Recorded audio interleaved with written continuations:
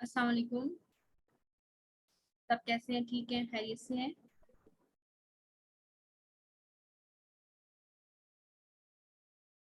मेरी आवाज़ आ रही है आप लोगों तक? चलें, गुड। स्क्रीन शेयर करती हूँ मैं आप लोगों के साथ, ठीक है?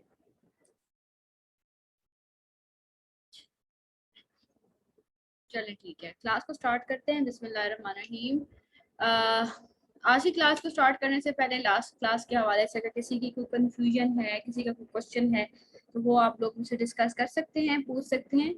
और टास्क मैंने आप लोगों के देखे हैं, ठीक है? माशाल्लाह तकरीबन 99% सबके टास्क बिल्कुल परफेक्ट हैं, ठीक है, सही हैं, सब ने ठीक किए हैं। कुछ एक दो चीज़ें जो हैं माइनर सी मिस्टेक्स हैं कुछ स्टूडेंट्स के टास्क में, जो कि इतनी कोई बड़ी कंसिडर नहीं की जाती हैं, ठीक है। बाकी टास्क आप लोगों के माशाल्लाह सबके अच्छे हैं और ऑलमोस्ट सबके ही चेक हो गए हैं। अगर फिर भी किसी एक का रह भी गया हो तो वो मुझे मेंशन कर दे, ठीक है, ग्रुप के अंदर। अभी ग्रुप ओपन होगा आफ्टर क्लास, तो ठीक है। सारा मलिक, आप चेक कर लो कि मैंने वैसे सबके ही चेक किए हैं। अगर आपका रह गया है तो मैं देख लूंगी, आप मुझे पर्सनल कर दो, ठीक है। मैंने अभी थोड़ी देर पहले ही बैठ के ना सबके देखे हैं, किए हैं। किसी की कोई मिस्टेक थी तो मैंने उसको हाईलाइट किया है, बाकी ओके है सबका। चलें, अच्छा, आज की क्लास स्टार्ट करते हैं। आज आपका लेक्चर नंबर 3 है। आई होप कि आपको कॉपी राइटिंग की जो इंट्रोडक्शन है और कॉपी राइटिंग का जो टेक्निक्स हैं, जिसमें सबसे पहली जो है वो प्रोडक्ट के हवाले से कंप्लीटली आप लोगों को अब पता चल गया कि प्रोडक्ट के हवाले से जब हम अपने क्लाइंट के साथ बातचीत करते हैं, उससे रिसर्च करते हैं, मालूम करते हैं, तो वो कैसे किया जाता है, ठीक है। तो आज सेकंड इम्पोर्टेंट चीज है जो कि है customer side, explore the customer side. पहली चीज, प्रोडक्ट के बारे में पता हो कि प्रोडक्ट कैसी है, प्रोडक्ट की क्या फीचर्स हैं, बेनिफिट्स हैं, प्रोडक्ट के क्या बेनिफिट्स हैं, क्या क्वालिटी है, क्या क्वांटिटी है, क्या पेन पॉइंट्स हैं। ये सारी चीज़ें जो थी हमने प्रोडक्ट के हवाले से ईच एंड एवरीथिंग आप लोगों ने सीखी। पेन पॉइंट्स क्या होते हैं, कितने तरह के पेन पॉइंट्स होते हैं, फीचर्स क्या होते हैं, बेनिफिट्स क्या होते हैं। आई होप आप सबको जो है वो ये सब कुछ क्लियर हो गया है, ठीक है। इंशाल्लाह आज की क्लास के बाद आपको कस्टमर साइड भी क्लियर हो जाएगा इसी तरह, इंशाल्लाह, ठीक है। तो कस्टमर साइड क्या होती है? एक्चुअली जो कस्टमर साइड होती है ना, वो बहुत इंपॉर्टेंट चीज होती है, क्योंकि कॉपी राइटिंग के अंदर आपने तमाम वैल्यू प्रोवाइड ही कस्टमर को करनी होती है, ठीक है। और उसके आगे बैगिंग स्टाइल में प्रोवाइड नहीं करनी है, ठीक है। आपने उसको पॉजिटिव वे में हर चीज बयान करके उसको वैल्यू देनी है कि अगर आप मुझसे ये चीज परचेज करते हैं, या मतलब आप जब लिखोगे ना, ठीक है, उसमें आपने ये बताना होगा कि आप अगर इस चीज को परचेज करते हैं तो इससे आपकी जात को फायदा क्या होगा, ठीक है। क्योंकि जो भी कस्टमर हैं, हम भी अगर कस्टमर एज अ कस्टमर अगर अपने आप को सोचते हैं ना, ठीक है, हम कोई चीज बाय करने जाते हैं, कोई सर्विस बाय करना चाहते हैं, तो हमें इस चीज से मतलब होता है कि हमें इस प्रोडक्ट या सर्विस से क्या फायदा होगा। हमें इस चीज से कोई फर्क नहीं पड़ता अगला कितना एक्सपीरियंस्ड है, अगले की प्रोडक्ट कितने सालों से लॉन्च्ड है, अगले के पास कितना क्या है या क्या नहीं है, कितनी क्वालिफिकेशन है, ये सब कुछ मैटर नहीं करता, ठीक है।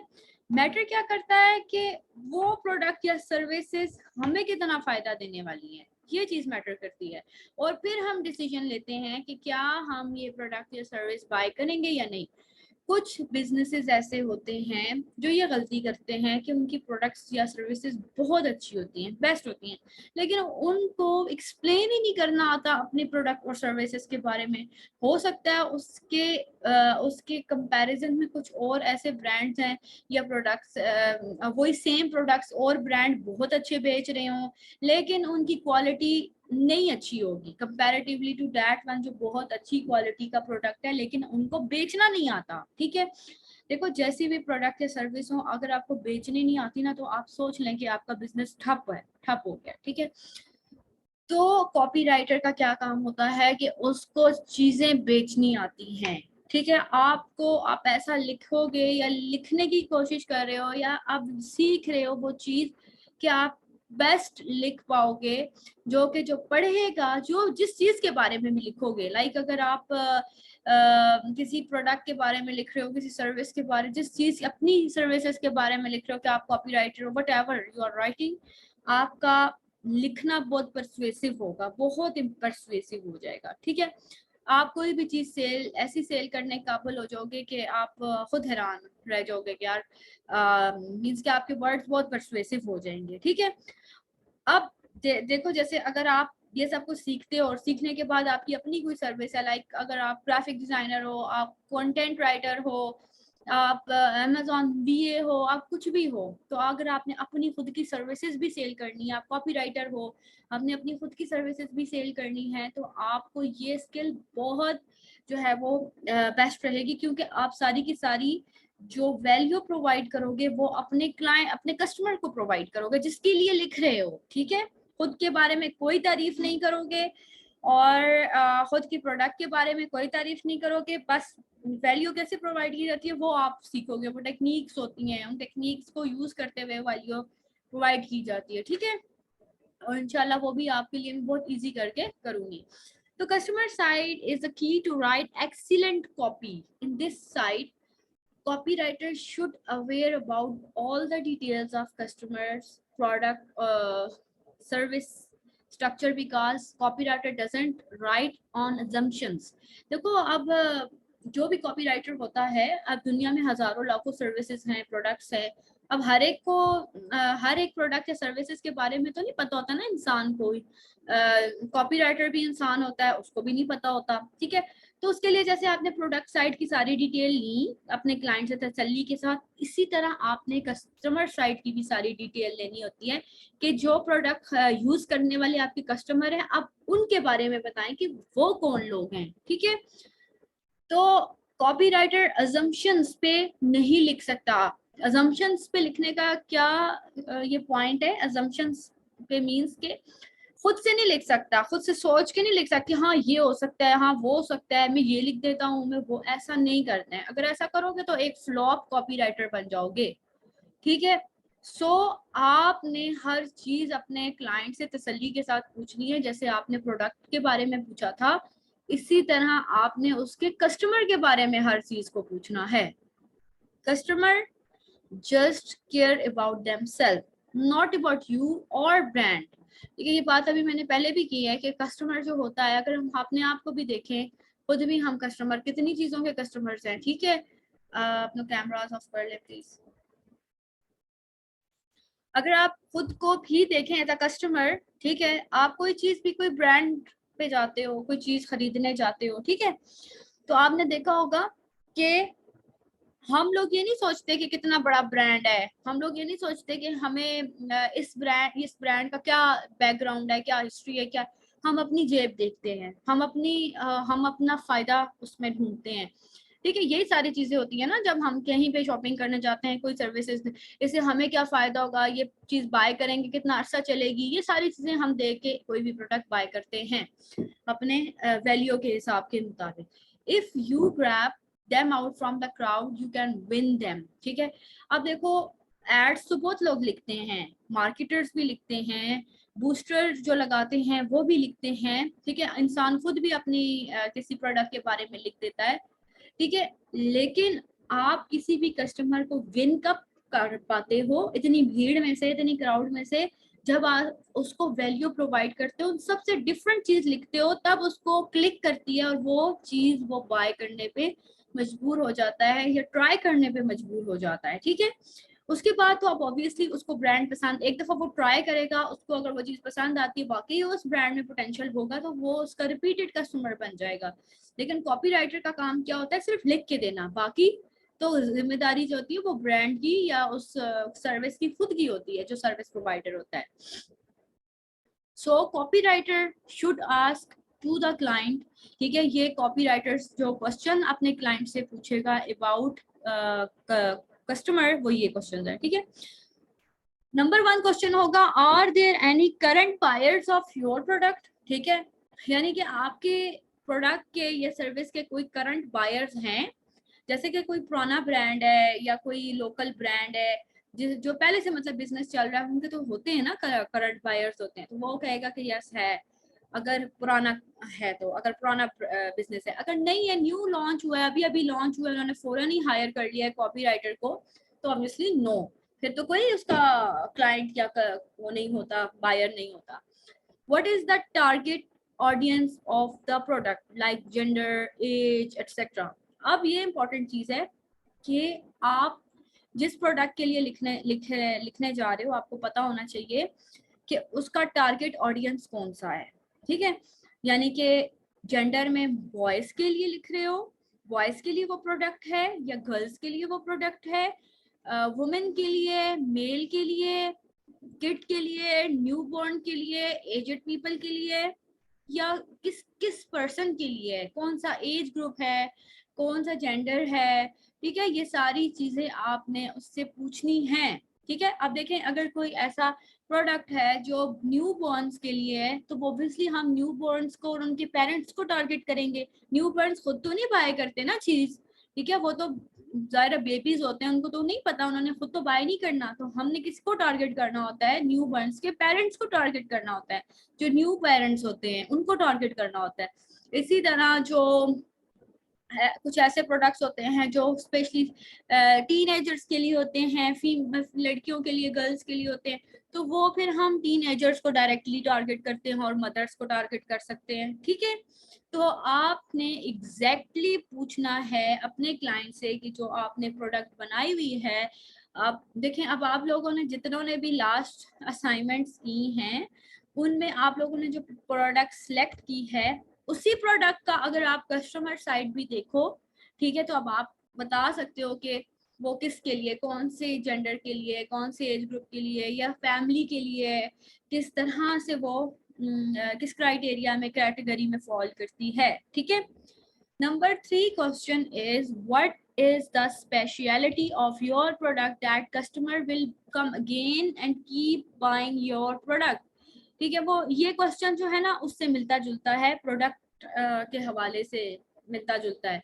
ठीक है, लेकिन फिर भी आपने उससे पूछ लेना है कि आपके प्रोडक्ट में ऐसी कौन सी खास बात होगी जो कस्टमर आपकी प्रोडक्ट जो है अगेन एंड अगेन बाय करना पसंद करेगा। ठीक है, ऑब्वियसली वो बताएगा कि जी क्या स्पेशल है या क्या नहीं है। Question number 4 is ask your client whether you are talk to your customer. Try to ask for emails, phone number for the current buyer to ask why they buy this product, pain point, and use that information in copywriting. Try to figure out the pain point of customer directly or from internet। ठीक है, आप एक काम ये भी कर सकते हैं, जिस बिजनेस के ऑलरेडी बायर्स होते हैं, ऑलरेडी कस्टमर्स होते हैं जिस बिजनेस के, तो आप अपने क्लाइंट से कहते हैं कि हमें उनमें से कुछ जो आपके कस्टमर्स हैं उनका नंबर दे दें, ईमेल एड्रेस दे दें, फोन नंबर कुछ भी दे दें, हम उनसे कांटेक्ट करके तो आपकी प्रोडक्ट के बारे में कुछ डिटेल्स लेना चाहते हैं। ठीक है, तो वो आपको दे देगा, ऑब्वियसली दे देते हैं, या वो पहले इजाजत लेते हैं कि भाई हमारी टीम आपसे कांटेक्ट करेगी रिव्यू के लिए। ठीक है, तो वो इजाजत अगर आपको मिल जाती है, इजीली मिल जाती है, आजकल तो हर कोई रिव्यू देना पसंद करता है ना। ठीक है, तो आप उनसे नंबर ले लेते हैं, और नंबर लेने के बाद फिर आप उनके कस्टमर जो करंट बायर्स होते हैं उनसे पेन पॉइंट्स पूछ सकते हैं, उनसे उस प्रोडक्ट की कैरेक्टरिस्टिक्स पूछ सकते हैं, फीचर बेनिफिट्स पूछ सकते हैं। आप इनके करंट बायर्स हैं, क्या रिपीटेड बायर हैं, या वन टाइम ही बाय किया, आगे लेना पसंद करेंगे या नहीं पसंद करेंगे। ये मतलब सारी तमाम बातें आप उनके जो कस्टमर हैं उनसे पूछ के अपने पास एक डाटा बना सकते हैं। ठीक है, इससे एक आपका नॉलेज भी इंक्रीज होगा और आपको लिखने में भी बहुत फायदा होगा। जो आने वाले लोग हैं उनके लिए, यानी कि जो कॉपीराइटर होता है वो जब लिखने के लिए बैठता है तो उसके पास बहुत अच्छा मटेरियल आ जाता है, जिसको वो यूज करके उनमें से सिलेक्ट करता है अल्फाज को, और अल्फाज को सिलेक्ट करने के बाद वो एक छोटी सी कॉपी फिर बनाकर अपने क्लाइंट को दे देता है। ठीक है, अच्छा, क्वेश्चन नंबर 1 2 3 4 क्लियर हुए आप लोगों को? चलिए मैं आखिरी क्वेश्चन पूछती हूँ, ये थोड़ा डिटेल्ड वाला क्वेश्चन है। Why pain point is in blanks? Blankets? कहाँ पे? जी ये मैंने वैसे ही डाला हुआ है, इसको इग्नोर करें। मतलब मैंने अपनी याददाश्त के लिए डाला हुआ है इसको ब्रैकेट्स के अंदर। मैम जो क्वेश्चन आपने बताए हैं इसके अलावा जो पूछा जा सकता है, इसके अलावा जी पूछा जा सकता है, आप अपनी फिजिबिलिटी के हिसाब से पूछ सकते हैं, जो आपको पूछना है पूछ सकते हैं, ठीक है। ब्रीफली रिपीट कर दें प्लीज क्वेश्चन। इंटर ब्रीफली तो नहीं हो सकते डियर, लेकिन मैं शॉर्टली रिपीट कर सकती हूँ, वो आपको फिर क्लास में मिलेंगे। रिव्यूज में पेन पॉइंट्स नहीं पूछने चाहिए, कस्टमर खुद बताए तो बेहतर नहीं। रिव्यूज में पेन नहीं पूछने चाहिए, आप कहें ना कि मैं मार्केटर हूँ या मैं कॉपी राइटर हूँ, ठीक है, एंड मैं टीम का हिस्सा हूँ, सो मुझे आपके रिव्यूज लेने हैं। कॉपी राइटर तो वो होता है जैसे वो क्या कहते हैं, डॉक्टर पेशेंट हो गया, और एक लॉयर और उसका क्लाइंट हो गया। वो सब झूठ सब कुछ है, कॉपी राइटर को पता होना चाहिए, ठीक है। If they are not sure about the product should we write for that client. हाँ नहीं देखिए ना, जिसकी प्रोडक्ट होगी उसको तो ऑब्वियसली पता होगा अपनी प्रोडक्ट के बारे में। 100% श्योर कि उसको अपनी प्रोडक्ट के बारे में पता होता है,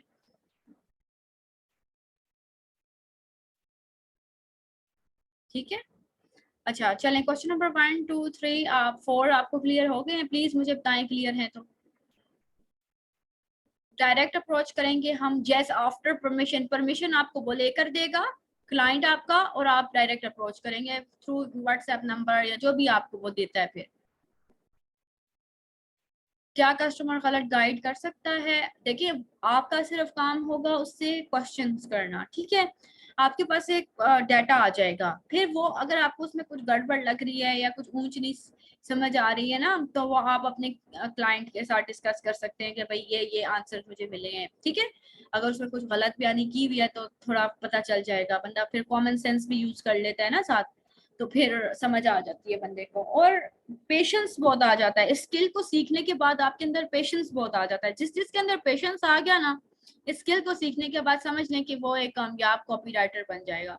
बहुत से लोगों की बहुत सी बातें सुननी पड़ती हैं, बहुत सी बातें सुननी पड़ती हैं जब आप फ्रीलांसिंग में जाते हो, कुछ ऐसा कैरियर चूज करते हो, तो आपके सबसे पहले तो आपके घर के लोग होते हैं, ठीक है, उसके बाद बाकी लोग, बाकी दुनिया होती है। तो बहुत कुछ सहना पड़ता है, उसके बाद आप एक बेस्ट कॉपी राइटर बनते हो। मैम डिक्शन कैसे होना चाहिए? क्या चीज, सॉरी? कैसा होना चाहिए डिक्शन? इंग्लिश? इंग्लिश का पूछ रहे हैं, क्या पूछ रहे हैं? नहीं नहीं, आपको बिल्कुल सिंपल इंग्लिश। आपने देखा होगा कि ये जो जितना मैंने लिखा हुआ है आप लोगों के सामने, इसमें कुछ भी मुश्किल अल्फाज इस्तेमाल किए गए हों। जब भी आप कोई भी कॉपी बनाओ, याद रखिएगा अगर आपने फैंसी वर्ड्स का इस्तेमाल किया, मुश्किल अल्फाज का चुनाव किया, तो फिर तो गई आपकी कॉपी, ठीक है। कोई भी उसको बाय जितना भी नेटिव हो, कोई भी उसको पढ़ना पसंद नहीं करता। So always use basic and simple English, ठीक है। इससे तो मैम वो हमें हायर नहीं करेगा अगर हम उससे ऐसे पूछेंगे। किससे कैसे पूछेंगे, क्या चीज? आप मुझे क्लियर बताएं, मैं आपको इसका आंसर करती हूँ। मैम कॉपीराइटर को क्या, नो नो बिल्कुल भी झूठ नहीं बोलना पड़ता। आप आप देखें, झूठ तो बिल्कुल भी नहीं। आपने अपना ईमान तो नहीं बेचना ना किसी भी के लिए, किसी और के लिए अपना ईमान तो कभी भी नहीं बेचना है। तो आप उसकी जो भी प्रोडक्ट की डिटेल्स हैं वो आप लिखेंगे। बाकी जब कस्टमर उसके पास आएगा, वाकई वो प्रोडक्ट में वो सारी चीजें हैं, वो सारे बेनिफिट्स हैं, आप पेन पॉइंट भी तो है ना, ये पेन पॉइंट्स इसलिए तो पूछे जाते हैं, और फिर उनको पहले तो सॉल्व किया जाता है और सॉल्व करने के बाद उनको लिखा जाता है। अपने कस्टमर से क्या चीज, इससे तो वो हमें हायर, मुझे नहीं फायदा। प्लीज आप कंप्लीट क्वेश्चन एक दफा करो, उसके बाद फिर मुझे बताओ क्या पूछना चाह रही हैं। कस्टमर्स तो इतने ज्यादा होते हैं, आपने ज्यादा नहीं लेने, आपने 3 से 4 ले लिए या 4 से मैक्सिमम 5, इससे ज्यादा नहीं, ठीक है। उससे ये होता है कि आपके पास एक डाटा आ जाता है, ठीक है। चलें, अच्छा आते हैं क्वेश्चन नंबर 5 की तरफ। You can also ask about the existing conversion rate.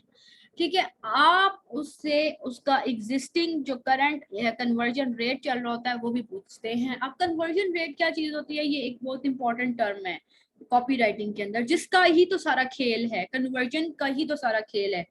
ठीक है, कन्वर्जन के लिए ही तो लोग कॉपी राइटर्स को हायर करते हैं, कन्वर्जन के लिए ही तो ये सारा कुछ होता है। अब है क्या चीज कन्वर्जन? कन्वर्जन कहते हैं कि नंबर ऑफ सेल्स। ठीक है, जैसे कि लोग आपकी वेबसाइट को या पेज को ऑनलाइन विजिट कर रहे हैं और दिन में 50 लोग विजिट कर रहे हैं। ठीक है, 50 पीपल आते हैं, वो आपकी वेबसाइट को देखते हैं या पेज या जो भी बना हुआ है जिसके थ्रू आप प्रोडक्ट या अपनी सर्विसेज को सेल कर रहे हो। ठीक है, या कोई भी प्रोडक्ट आप आता है, कोई देखता है और वो वैसे ही चला जाता है, लिए बगैर, उसको इंटरेस्ट ही नहीं शो करता, चला जाता है। या कम से कम 3 या 4 लोग, 50 में से 3 या 4 लोग खरीद लेते हैं। ठीक है, तो रीजन क्या है कि उसके अंदर परसुएसिव राइटिंग नहीं है, बस इमेजेस लगा दी एंड बाय नाउ। ठीक है, या अपना नंबर दे दिया, इससे लोगों को कोई फर्क नहीं पड़ता, क्योंकि वो चीज तो हर कोई बेच रहा है। आजकल कितना कंपटीशन है, कोई एक छोटी सी भी सुई भी है ना तो उसको 1000 लोग बेच रहे हैं।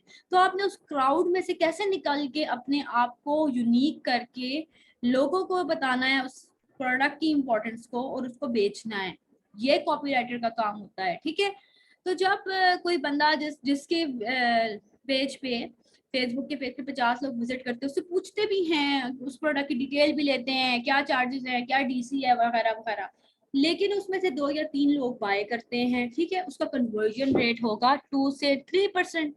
ठीक है, इसको कन्वर्जन रेट कहते हैं, क्योंकि इतने लोग बाय आए और खरीदे सिर्फ 2 लोग या 3 लोग, तो उसको कन्वर्जन रेट कहा जाता है, वो उसका कन्वर्जन रेट होता है।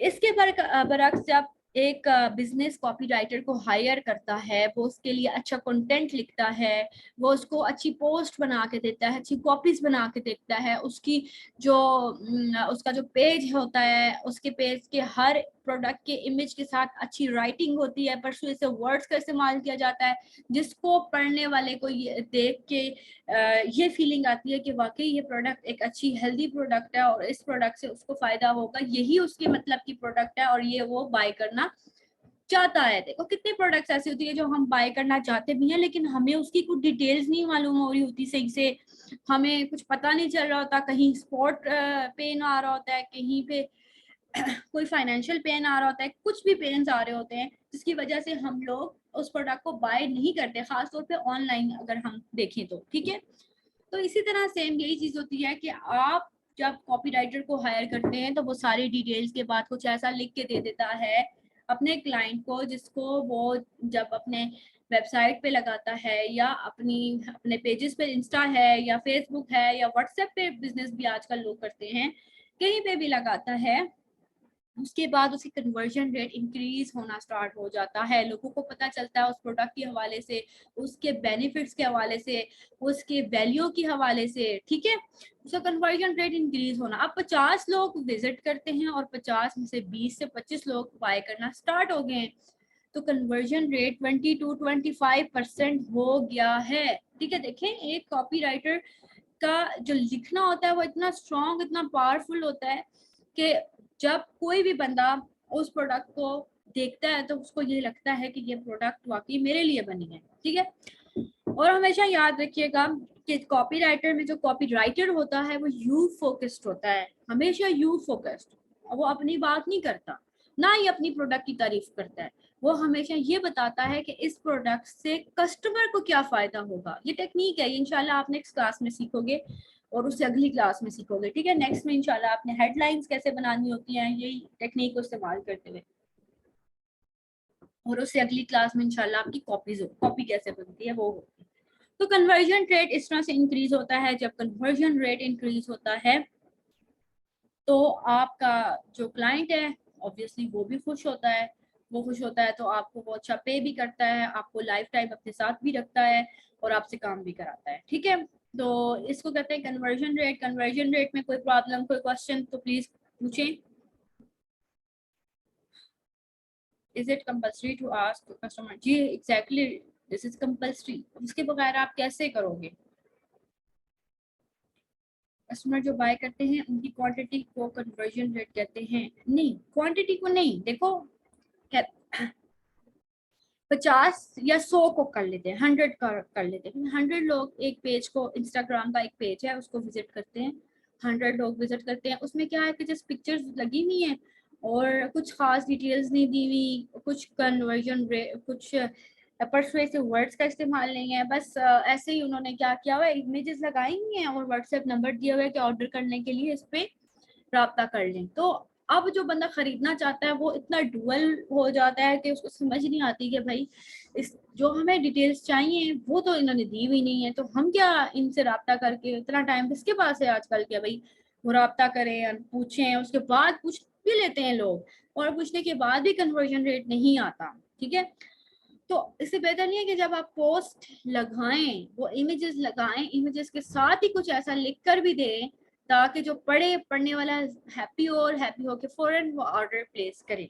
ठीक है, उसको समझ आए जो ये प्रोडक्ट लगी हुई है इसकी क्या वैल्यू है और इससे हमें क्या फायदा होने वाला है। ठीक है, तो 100 में से जब पहले पहले बिफोर कॉपीराइटर 100 में से अगर कोई विजिट करते थे, बातचीत करते थे, इनबॉक्स में भी आ जाते थे, टोटल कुल मिला के जो लोग थे वो 100 में से बन गए कोई 15। ठीक है, पहले कॉपीराइटर से पहले तो 15% कन्वर्जन रेट हुआ, यानी 15 जो लोग खरीद के जाते हैं, वो जो खरीद के जाते हैं ना सामान, उसको कन्वर्जन कहा जाता है कि इतनी कन्वर्जन है। जैसे अगर मैं अपनी बात करूं कि मेरा कोई प्रोडक्ट है, ठीक है, और वो उसका जो कन्वर्जन रेट चल रहा है वो 30 to 35% कन्वर्जन रेट चल रहा है। ठीक है, यानी कि 100 लोग मेरी वेबसाइट पर आते हैं और 100 में से जो है वो 35 लोग मुझसे बाय करके जाते हैं सामान। ठीक है, यानी कि मेरा जो परसुएशन है वो स्ट्रॉन्ग है। ठीक है, तो मुझसे वो 35 तो बाय करके जाते ही हैं, तो दिस इज कॉल्ड कन्वर्जन। 100 में से कितने लोग बाय करके जाते हैं आपका सामान, दिस इज कॉल्ड कन्वर्जन। तो कन्वर्जन जो होती है वो हर जगह पे होती है, हर प्लेटफॉर्म पे, अमेजोन पे भी होती है, दराज पे भी होती है, डायरेक्टली अगर कोई अपनी वेबसाइट अपने ब्रांड्स बना के बेच रहा है, फिजिकल भी होती है कन्वर्जन और ऑनलाइन भी होती है कन्वर्जन। ठीक है, तो कन्वर्जन इसको कहते हैं। Ma'am only client can check the conversion rate, जी बिल्कुल, क्लाइंट को पता होता है और वही बता सकता है कन्वर्जन रेट। ठीक है, clear, okay, very good, clear. The copywriter will increase product number of buyer, am I right? The copywriter will increase products number of buyer, नहीं मुझे इस बात की समझ, the copywriter will increase number product of buyer, मुझे इस बात की समझ नहीं आई है। conversion rate is exactly number of daily sales, yes, it can be number of daily sales out of 100, या जितने लोग भी उसको, जैसे 100, तो मैं एक एग्जांपल दे रही हूँ ना, देखिए जरूरी तो नहीं है कि एक पेज को 100 लोग ही विजिट करें, हो सकता है 10 ही टोटल विजिट करते हो। ठीक है, हो सकता है 15 ही टोटल विजिट करते हो। अब अगर कोई 10 विजिट कर रहा है, 10 में से कोई एक ले रहा है, तो कितना 1% उसका कन्वर्जन रेट है। 10 में से कोई 7 लोग तो लेके जाते ही हैं, तो कितना 70% उसका कन्वर्जन रेट हो जाएगा। ठीक है, हाँ, कन्वर्जन रेट आइडियल कितना होना चाहिए, कन्वर्जन रेट आइडियली जो बहुत अच्छा होता है वो 70+ होना चाहिए, लेकिन जो एवरेज होता है वो 35+ होना चाहिए। ठीक है, अगर किसी प्रोडक्ट के ऊपर कन्वर्जन रेट आ रहा है डेली का 35+, तो वो एवरेज कंसिडर होता है एंड एक्सीलेंट कंसिडर होता है 70+ पे। क्या एक क्लाइंट एक से ज्यादा कॉपीराइटर हायर करता है, जी जो बड़ी कंपनीज होती हैं उनमें तो जो कॉपीराइटर्स की पूरी टीम होती है, जो बड़ी कंपनीज होती हैं। ठीक है, clear ma'am, okay, very good. Number of sales divided by number of visit multiply, yes exactly Farah, ऐसे ही ये इसका फॉर्मूला है ना। ठीक है, फॉर्मूला इसलिए मैंने नहीं बताया कि जो इजी वर्ड्स में अगर मैं बताऊंगी तो वो इन लोगों को याद रहेगा। Am I right, yes yes Farah, exactly you are right. Please repeat again miss because of bad net, okay मैं रिपीट कर देती हूँ। ठीक है, चलें एक दफा रिपीट कर देती हूँ सारे क्वेश्चंस।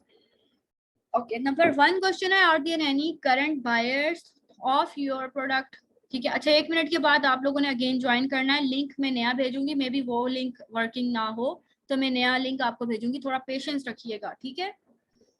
अच्छा, are there any current buyers of your product, क्या आपके प्रोडक्ट के कोई करंट बायर्स हैं?